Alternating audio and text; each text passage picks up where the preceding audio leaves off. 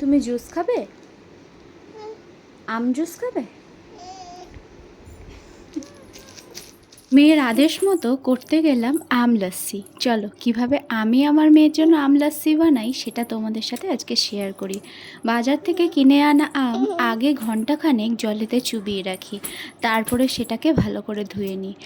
এবার কিছুটা নেব ড্রাই ফ্রুটস, যেখানে ছিল কাজু, আলমন্ড, আর ছিল কিশমিশ, কিছুটা খেজুর, আর আমি চিনি ব্যবহার করি না তাই নিয়েছিলাম কিছুটা গুড়।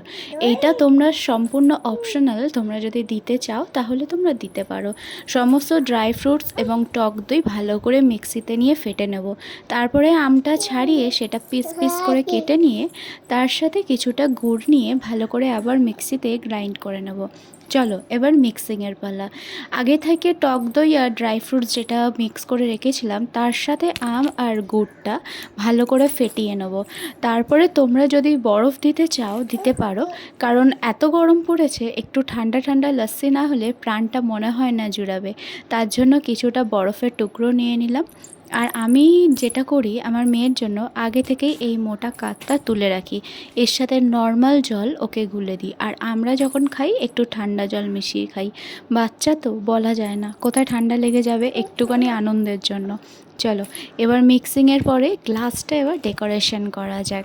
গ্লাসটার গায়ে যেটা আগে দিয়ে মোটা করা যে কাতটা ছিল যেটা তুলে রেখেছিলাম সেটাই একটু সাইড দিয়ে দিয়ে নেবো। দেখো খেতে আমরা সবাই ভালোবাসি, কিন্তু একটু সযত্নে যত্ন নিয়ে করা খাবার আলাদাই খেতে আরও বেশি মজা লাগে। এবার পাতলা করে গুলে রাখা লস্যিটা তার মধ্যে দিয়ে দেবো। আর একটুখানি আম পিস কেটে রেখে দিয়েছিলাম যেটা ডেকোরেশনের জন্য, তার মধ্যে দিয়ে একটুখানি টুকরো দিয়ে সাজিয়ে দিয়ে পরিবেশন করলে জিনিসটা আরও একটু অন্যরকম লাগে। তোমাদের বাড়িতে যেই আসুক না কেন এই গরমের সময় এই লস্যিটা তোমরা পরিবেশন করতেই পারো। আমি বলে রাখছি যে তোমাদের প্রশংসাটা দ্বিগুণ হবে। জুসটা কেমন খেতে হয়েছে মাম্মা? হেভি হয়েছে? কেমন? হেভি।